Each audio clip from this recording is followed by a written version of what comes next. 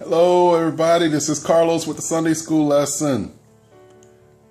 This week's lesson, Hope Complains, and is coming from Job 24, verse 1, then 9 through 12, then it skips to 19 through 25, and then we finish up with Psalm number 55, verse 16.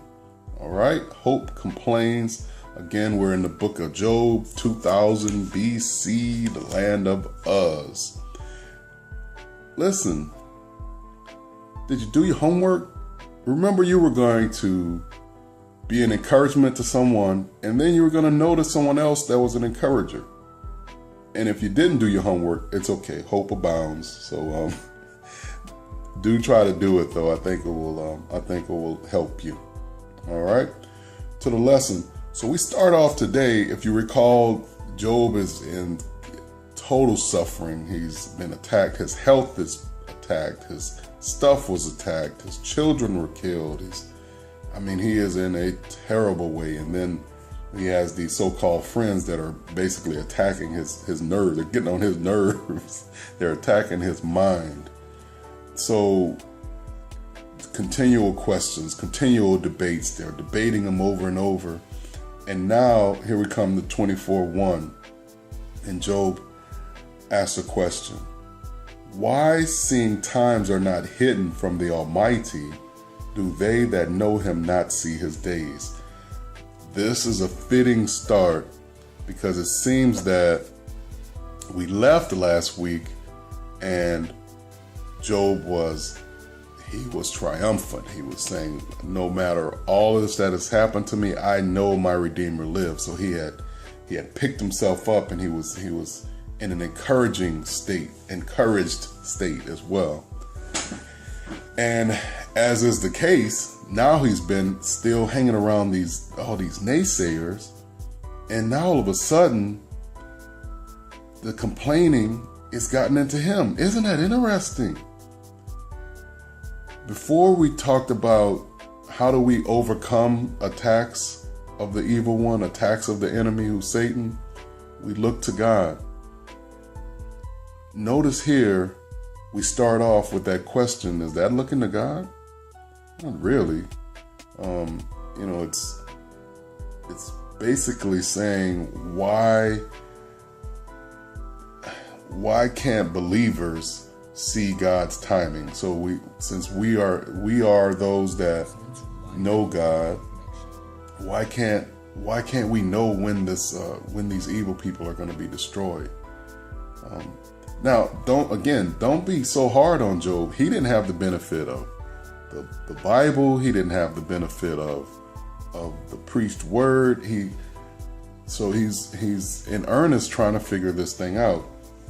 So first things first is, God, why can't we know this timing? Then comes verses 9 through 12. I'm just going to read them in completion. It's talking about these evil people. They pluck the fatherless from the breast and take a pledge of the poor. They cause him to go naked without clothing. They take away the sheep from the hungry, which make oil with their walls and tread their wine presses, and suffer thirst. Men groan from out of the city, and the soul of the wounded crieth out, yet God layeth not folly to them. This is a picture of rural areas, right? He's talking about wine presses. He's talking about as people go out and making the oil.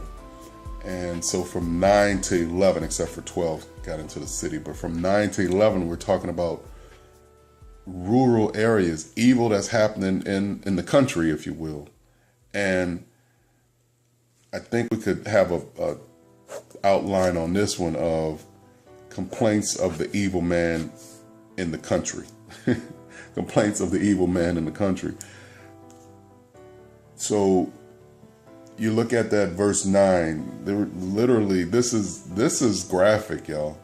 Literally, the master, the landowner, would take children off of their mother's suckling breast. They would take them off from their mother to use them as a redemption for payment, if you will. I mean, they were basically committing the child into slavery for repayment of funds. 10 talks about they go naked, talking about the poor. They don't even have good clothing, and take away the sheaf from the hungry. They're out there farming the land, and they can't even benefit from the gleanings, as we later learn in the Old Testament, which became a law that at least one portion of a landowner's land was supposed to be set aside for the poor. They weren't doing this here. And then at 11, the same thing. They're making oil in the presses and making wine, and they can't even enjoy the oil or the wine or the water from the presses. This is awful. This is awful what's going on. And so this is Job complaining about all the wickedness in the world. Then comes the wickedness in the city. Men groan from out of the city, and the soul of the wounded crieth out, yet God layeth not folly to them. He's continuing to complain.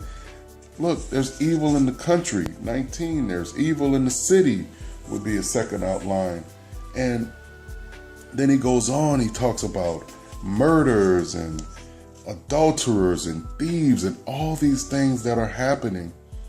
And it would appear that God doesn't take them to task for it. But then at least in 19, it seems that Job, 19 through 25, Job is somewhat looking towards God's dealing with them, but he still has a lot of questions. He's complaining, basically. I'll read 19 through 25 in its entirety. Drought and heat consume the snow waters, so doth the grave those which have sinned. The womb shall forget him, the worm shall feed sweetly on him. He shall be no more remembered, and wickedness shall be broken as a tree. He evil entreateth the barren that beareth not, and doeth not good to the widow. He draweth also the mighty with his power. He riseth up, and no man is sure of life.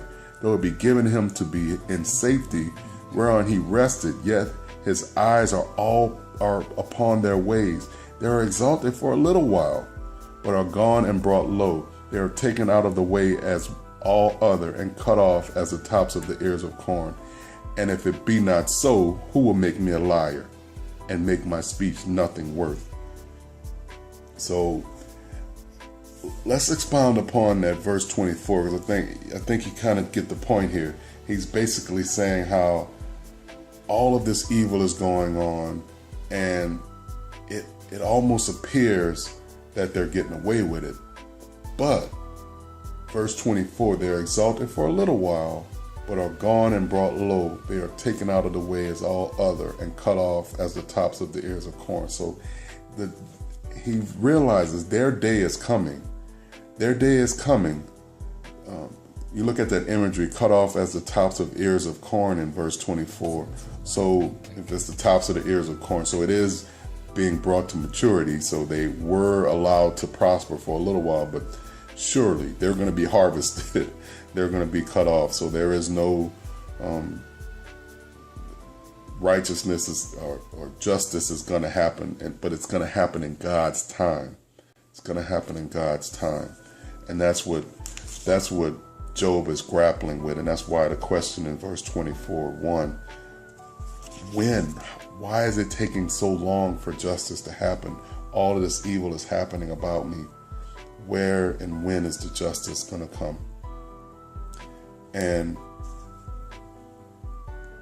as an answer, it's interesting, the writer of this commentary and the writer of this book, Job doesn't even give the answer yet.